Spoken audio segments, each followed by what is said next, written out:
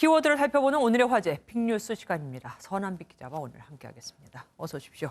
첫 번째 키워드는 훈련된 윤석열. 이거 뭐 윤 전 총장이 했을 리는 없고 누가 안 가립니까?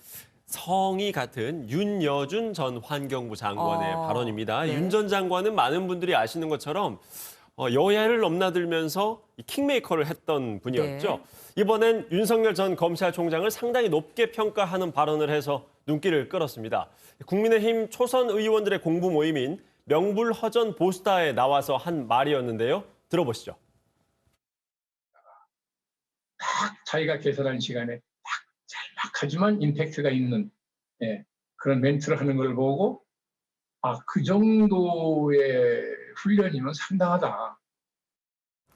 그러니까 정치 경력이 있는 거는 아니지만 그렇지만 네. 준비되어 있는 후보가 맞다 이렇게 보고 있는 거네요. 예, 그러니까 정치를 잘할 것이다를 뛰어넘어서 가장 강력한 대선 주자가 될 수 있다 이렇게 발언을 한 건데요. 네.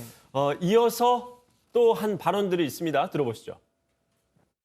성사가 된다고 가정을 한다면 현재로서는 가장 그래도 강력한 당선 가능성이 높은 대선 주자가 아니겠는가.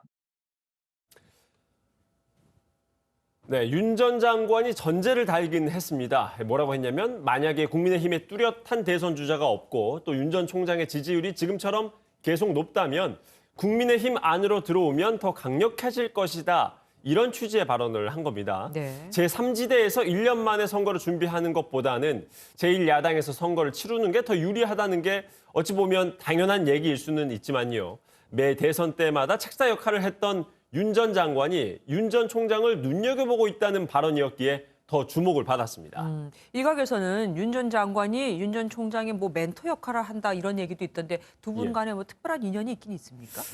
멘토까지는 아닌 것 같고요. 네. 윤 전 장관이 윤 전 총장에게 최근에 연락을 했다는 사실 그런 것 또한 있지 않습니다. 없어요. 예, 두 사람이 성은 같죠. 파평 윤 씨로 종친 사이이긴 하지만 촌수를 따질 만큼 또 가까운 사이도 아닙니다. 다만 윤 전 장관이 윤 전 총장의 부친과는 종종 연락을 하는 사이로 알려져 있죠. 학렬상으로는 윤 전 총장이 윤 전 장관의 아버지뻘이라고 하네요. 그러니까 어떻게 보면 조카뻘이 이렇게 삼촌뻘한테 그렇죠. 훈계를 둔 게 실제 됐습니다. 나이는 이제 윤 전 총장이 더 물론, 어린데 예. 학렬상으로는 뒤집어져 있다라는 겁니다. 예, 두 번째 키워드 볼게요. 25년 만에 중성, 이건 또 뭡니까? 예. 한 중국 여성이 자신이 평생 여성으로 살아왔는데 알고 보니까 중성이었다 이런 내용입니다. 중성이라는 게 이게 그러니까 여성도 아니고 남성도 아닌 그 가운데란 얘기입니까?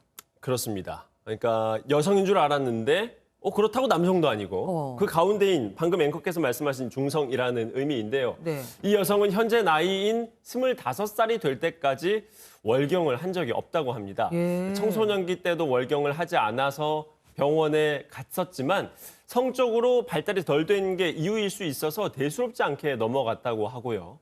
그런데 1년 전쯤 결혼을 하고 나서도 임신이 잘 되지 않자 왜 임신이 안 되나 걱정을 하던 와중에 최근 다리를 다쳐서 병원에 입원을 했는데 치료 과정에서 중성 판정을 받은 겁니다. 병원 측에선 염색체 검사 결과 전형적인 남성의 핵형으로 나왔다고 밝혔습니다. 그러니까 남성의 핵형이라고 그러면은 XY 염색체라는 거잖아요. 예. XY 염색체를 갖고 있는데 겉모습은 여성이다. 예. 참 신기합니다. 월경을 해본 적이 없는데 임신을 기다렸다는 그것도 사실 문제이긴 해요. 그러니까요. 예. 중국의 성교육에도 문제가 있는 것 같습니다. 오늘 여기까지 들을게요. 선한빛 기자와 함께했습니다.